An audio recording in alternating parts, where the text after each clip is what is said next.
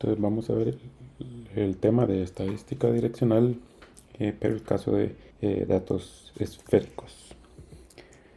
Este tema lo vamos a ver más que todo en la parte teórica, no vamos a ver la parte práctica porque se vuelve un poco más complejo, hay que tomar en cuenta más cosas, pero digamos, la base que tomamos y que formamos con tanto la estadística clásica como la estadística direccional circular se aplica en estos casos, yendo un poquito más allá y involucrando un poco más de información. Los cálculos son un poco más complejos, etcétera. Pero entonces estos temas también es un poco más complejo y los van a ver más en cursos de estructural, tal vez introducción con dibujo geológico, etcétera. Entonces, como son temas también, como es un tema también que no, con el que también no están tan familiarizados, entonces se puede volver un poquito más difícil de comprender en estos momentos. Entonces, pero vamos a introducir la teoría para que cuando tengan un poco más de información al respecto, pues ya tengan más criterio de cómo utilizar esto.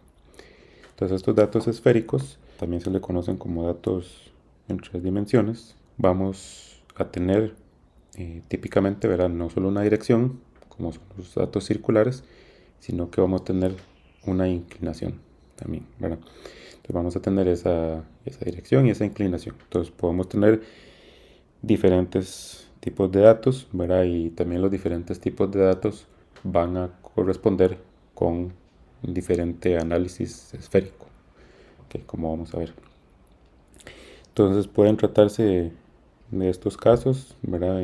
Tal vez el más típico que conocen por el momento, ¿verdad? Es el rumbo y bozamiento de una capa o el plano de una falla, que es como lo más típico, ¿verdad? Esos, por lo general los tratamos como planos y que tienen una única dirección, ¿verdad? Si el plano de falla lo tratamos como plano, sino si lo tratamos como rumbo, pues lo recolectamos, los datos los recolectamos en esa forma. ¿Okay? Pero podemos tratar con cualquier tipo de estos datos. Entonces, esos dos casos que mencionaba, ¿verdad? Son como un poco los dos tipos de datos que podemos tener a grosso modo en los datos esféricos. Esos datos direccionales o tipo vectores que se le conoce en la estadística esférica o van a ser representados o van a ser analizados con lo que es la distribución de Fisher, y los datos que son no direccionales o axiales van a ser analizados con la estadística o la distribución de Watson o Bingham.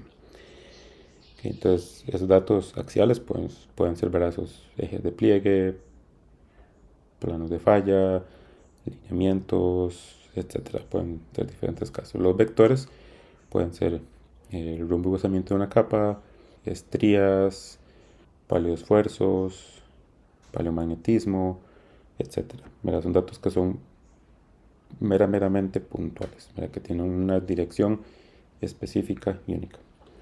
Y en el caso de los datos axiales, pues podemos tener los dos casos de bipolar o gyro o faja, que ahorita lo vamos a ver un poco más de detalle.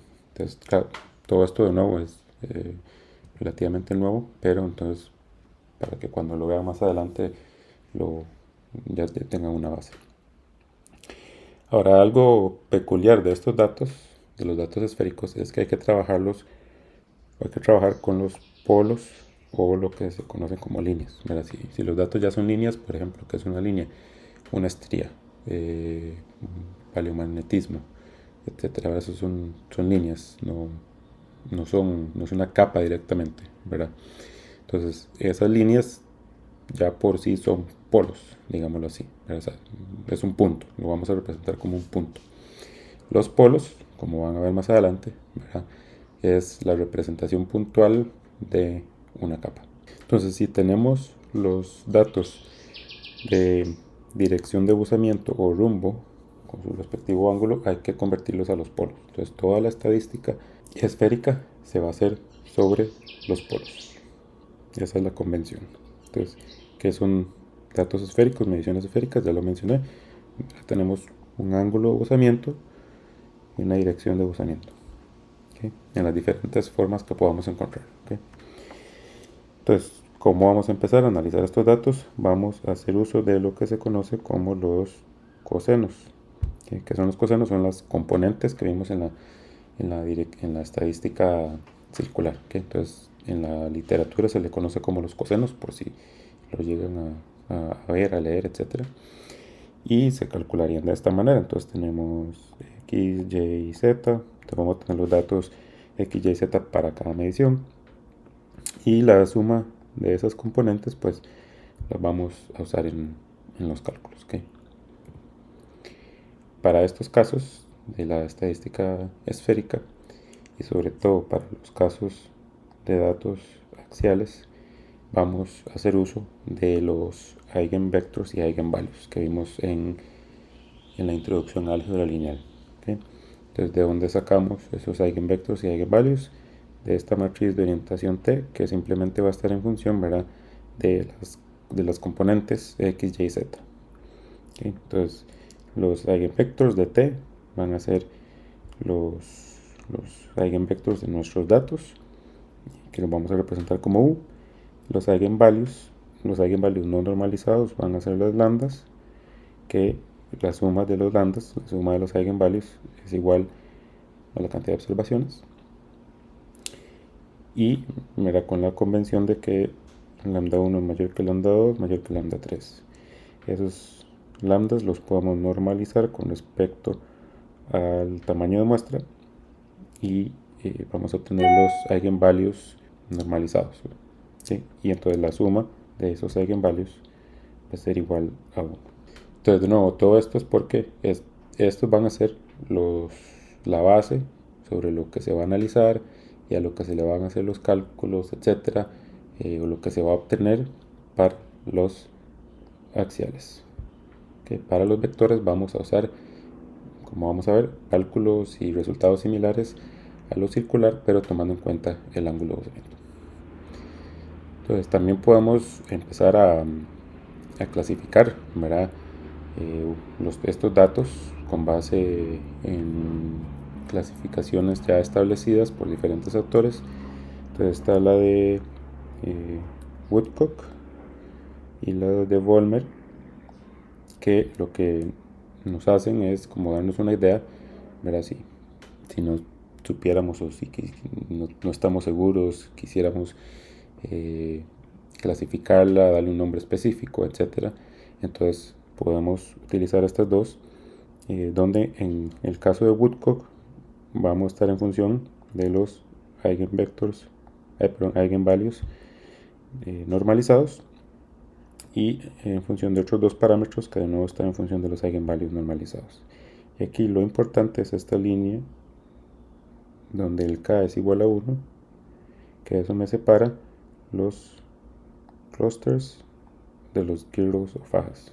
Que son los clusters? Son datos que están muy agrupados, y los giros o fajas son datos que están más bien distribuidos a lo largo de una faja, ¿verdad?, a lo largo de la red estereográfica.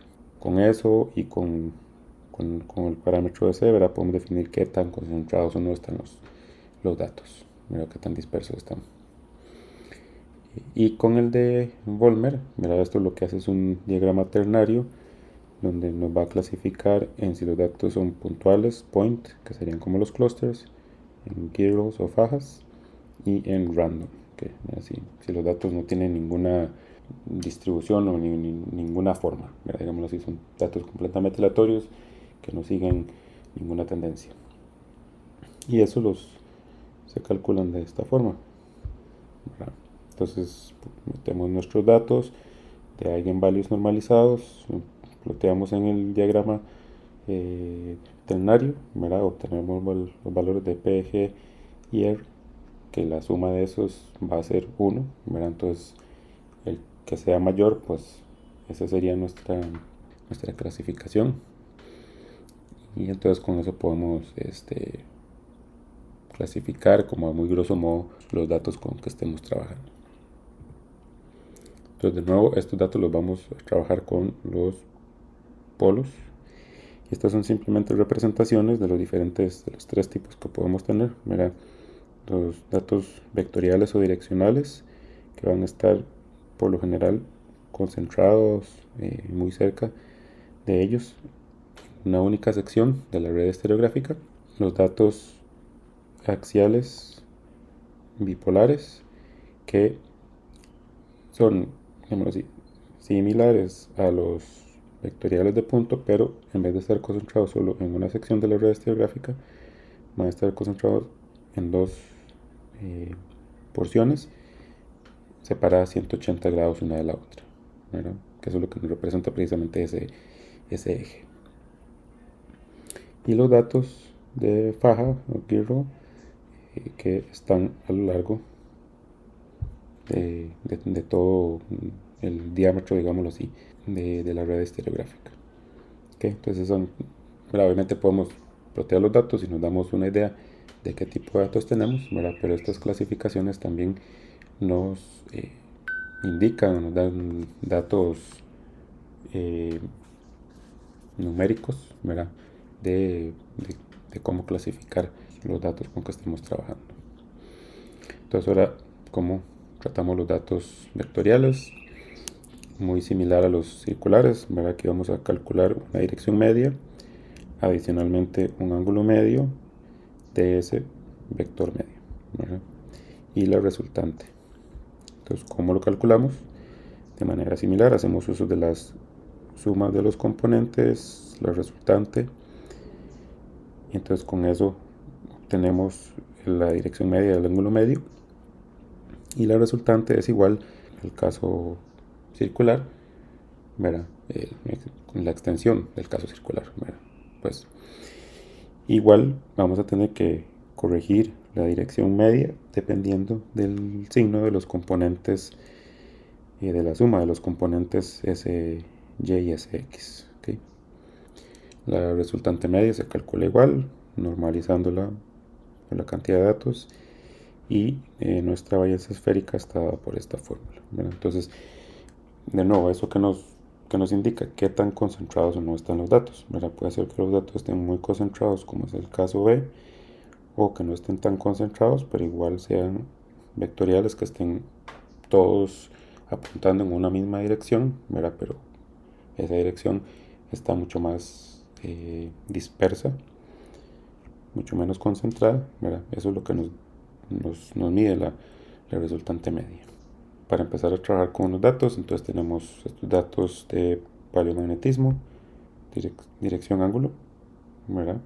Y entonces hacemos los cálculos de los cosenos, de la resultante, ¿verdad? Metemos los datos en las fórmulas y entonces nos da una resultante de 5,95, ¿verdad? Vean que n es igual a 6, una dirección media 16, un ángulo medio 38 y una resultante media de casi 1, ¿verdad? Y eso lo vemos también cuando ploteamos y vemos que los datos están bien concentrados. Okay. Ese punto anaranjado y círculo anaranjado en la red es ya el vector medio ploteado con su cono de confianza. Vamos a ver más adelante cómo es que se calcula. Igual podemos realizar pruebas, hipótesis sobre estos datos, pero de nuevo, como son los datos vectoriales, vamos a utilizar la distribución de Fisher, y aparte de la dirección y ángulo vamos a ocupar el parámetro de concentración kappa. Entonces la idea es que conforme ese parámetro de concentración incrementa, verá más juntitos están los datos, entonces ese kappa se relaciona con la resultante media. Y eso es lo que vamos a usar para hacer el primer test o la primera prueba de aleatoriedad. Siguiendo esa relación, la hipótesis como tal sería que kappa es igual a 0 o que kappa es mayor que 0. ¿Por qué? Porque si los datos no tienen una distribución, una dirección específica, entonces puede que estén dispersos todos alrededor por todo lado, y entonces la concentración va a ser mínima. Entonces estos datos nos vamos a calcular usando el R y el R crítico de esta tabla, donde va a estar en función de el alfa y el tamaño de la muestra. ¿Okay? Y entonces con eso podemos responder a la prueba, al test, pero también nos va a interesar determinar kappa. Entonces kappa va a estar en función de, primero, de la cantidad de observaciones que tengamos. Si tenemos menos de 16, utilizamos la primera fórmula. Si tenemos mayor o igual a 16, utilizamos la segunda. Entonces, siguiendo con nuestros datos, estos son los datos que teníamos, que ya habíamos determinado. Y entonces tenemos un n de 6, un alfa de 0.05. Entonces nuestra resultante media crítica sería 0.642, donde en nuestro caso es 0.992. Entonces, como nuestra resultante media es mayor que la resultante media crítica, entonces se rechaza y se concluye que hay una dirección preferencial, o sea que los datos no están aleatorios, ¿verdad? Pero también lo podríamos determinar con estos gráficos de clasificación cuando tenemos los porcentajes o proporciones de P, G y R, ¿verdad? Obviamente si tenemos un dato que esté muy por acá, va a tener probablemente una concentración alta, igual acá, y si tenemos un dato ya más por estos rumbos, ya sería un dato que sea más con distribución aleatoria. Pues también podemos utilizar esos gráficos para determinar esas cosas. Y en nuestro caso, entonces, como n menor a 16, entonces calculamos nuestro k con la fórmula respectiva y nos da 83.3. Ahora el test de tendencia, similar a la estadística circular, vamos a determinarlo en función del cono de confianza. Bueno, entonces tenemos nuestra dirección hipotética y vamos a calcular un cono de confianza y vemos si esa dirección hipotética cae o no dentro del cono de confianza. ¿Okay? Entonces el cono de confianza lo vamos a estimar con estas fórmulas, dependiendo del caso específico. Si tenemos k mayor o igual a 5, utilizamos esa fórmula de arriba. Si tenemos k menor a 5, pero n mayor a 30, entonces usamos esa otra. Y si no, pues probablemente no sea necesario calcular, o se puede calcular, pero da un valor altísimo porque los datos probablemente, digamos, si no se cumple alguna de estas condiciones, pues probablemente tengan esa distribución aleatoria. Entonces calculamos los datos con n, con r y con alfa. Podemos usar este ejemplo. Entonces tenemos una dirección hipotética de 20 grados. Queremos ver si es una posible dirección de los datos que estamos analizando, ¿verdad? Entonces teníamos que nuestro k era 83. Entonces vamos a utilizar esta fórmula. Utilizamos la fórmula respectiva. Nos da que el margen de error, el más menos, digámoslo así, es 6.73, y eso lo tomamos en cuenta con nuestra dirección media. Entonces digámoslo así que un intervalo de confianza, aunque no es, ¿verdad? Porque no es lineal, ¿verdad? Pero digamos lo que podemos decir que 20 cae dentro de ese intervalo, entonces no se rechazan, ¿verdad? Lo ideal sería graficar esos datos o esa dirección media hipotética aquí y ver si cae dentro de ese cono de confianza. Podemos hacer la prueba de igualdad entre dos direcciones medias. Entonces tenemos dos muestras que queremos ver si podrían pertenecer a la misma población, y aquí hay diferentes variantes de esta prueba, donde en algunas toman en cuenta que se ocupa, ¿verdad?, que tengan la misma varianza o el mismo capa parámetro de concentración.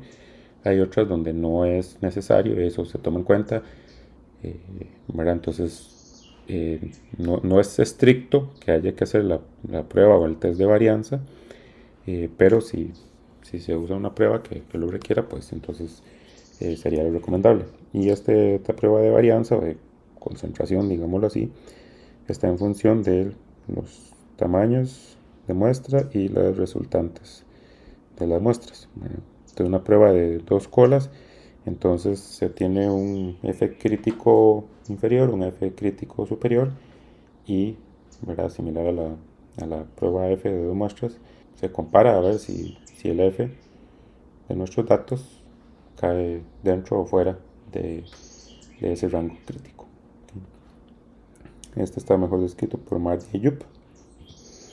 Y ya Mardy y Yup igualmente, cuando se obtiene un resultado favorable de igualdad de varianzas, entonces se puede utilizar esta prueba F para determinar si las dos direcciones, las dos muestras con esas dos direcciones medias pueden provenir de una misma población, donde de nuevo aquí estamos simplemente en función de total de observaciones, resultante 1, resultante 2, la resultante combinada, que era de manera similar a la circular, es la resultante cuando se combinan los datos. Y esta es una prueba F de una cola, entonces solo tenemos un F crítico y si el F de los datos nuestros es mayor al F crítico, entonces se rechaza y no, ¿verdad? No serían iguales. Igual podemos tener el caso de 2 o más concentraciones o 2 o más direcciones medias, similar a la ANOVA, ¿verdad? Recordemos que la prueba de 2 muestras, en este caso la prueba de 2 direcciones, es una simplificación de la ANOVA o la prueba de 2 o más muestras. Entonces, igual hay una ANOVA para estos datos, donde de nuevo podemos tener diferentes casos y condiciones. Esta es la literatura recomendada, pero aquí es donde se empieza todavía a complicar un poquito más los cálculos, sobre todo a mano, ¿verdad? Ya se usan rutinas o programas o lo que sea, ¿verdad? Pero de nuevo sí se puede hacer perfectamente. Para los datos no direccionales o axiales, ¿verdad?, aquí voy a entrar en mucho menos detalle todavía porque vamos a lidiar con los eigenvectors, eigenvalues, etcétera. ¿Verdad? Ahí tenemos el caso bipolar, el caso de la faja, etcétera. Entonces, los cálculos son aún más complejos, ¿verdad? Pero entonces, como para resumir, ¿verdad?, el bipolar, vamos a estar enfocándonos en el eigenvector principal, en el caso de faja o Giro, en el eigenvector menor.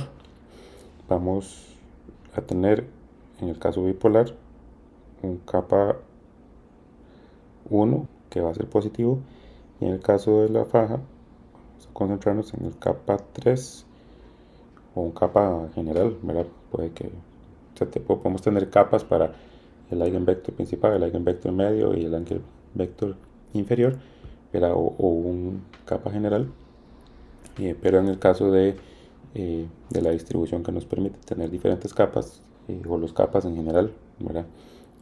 Pues vamos a encontrar que para la dirección bipolar es positivo y para la de faja va a ser negativo. ¿Okay? Entonces, en los gráficos, aquellos de clasificación de Woodcock y Vollmer, entonces vemos que en el caso bipolar estamos por encima de la línea roja, en el caso de la faja estamos por debajo de esa línea roja, que es el K igual a 1. Este es K igual a 1, era lo que nos separaba los clústeres de las fajas. Y en el de Vollmer vemos que en el bipolar estamos cerca del vértice P y en el faja estamos cerca del vértice de Kirchhoff. ¿Okay? Y cómo se ven estos, o cómo se ven representados estos en las redes estereográficas con sus eigenvectors y conos de confianza. En el caso de la bipolar, vemos que el eigenvector que nos interesa es el principal, y ese vemos que está dentro de los datos, por decirlo de una forma, ¿verdad? Y en este caso, este sería el rojo, es el U1, este es el U2, este es el U3, ¿verdad? Igual para el gráfico de la derecha. Entonces vemos como el cono de confianza para el eigenvector principal es bastante pequeño para el caso bipolar, mientras que para el caso de faja, el cono de confianza para el eigenvector menor, que es el que nos está describiendo los datos del giroll de la faja, tiene un cono de confianza pequeño, mientras que los otros eigenvectors medio y principal tienen conos de confianza mucho mayores. Entonces esto es así como muy general, ¿verdad? Entonces, tenemos todo esto, ¿verdad? Tenemos cuál sería nuestra dirección principal en los datos bipolares, la dirección del eigenvector principal. En los datos de faja, la dirección del eigenvector inferior. Y el cono respectivo, pues el que nos interesa es el cono de confianza del eigenvector principal y del eigenvector inferior para el caso respectivo. Y igual podemos tener las pruebas de igualdad entre dos o más muestras. De nuevo, Fisher y Mardy-Yup son las referencias. Y nada más, de nuevo, simplemente como para recordar, no vamos a ver los cálculos por el momento. En el caso bipolar nos concentramos en el U1 y en el caso de la faja en el U3. ¿Okay? En el eigenvector principal, eigenvector inferior. ¿Okay? Entonces son los mismos cálculos, son los mismos procedimientos, solo que enfocándonos en un eigenvector diferente. Entonces eso sería para la introducción. Esta es una pequeña introducción a la estadística direccional esférica, donde tomamos en cuenta la dirección y el ángulo de inclinación de los datos que tengamos, que hayamos tomado del campo, que hayamos sacado de la literatura, etc.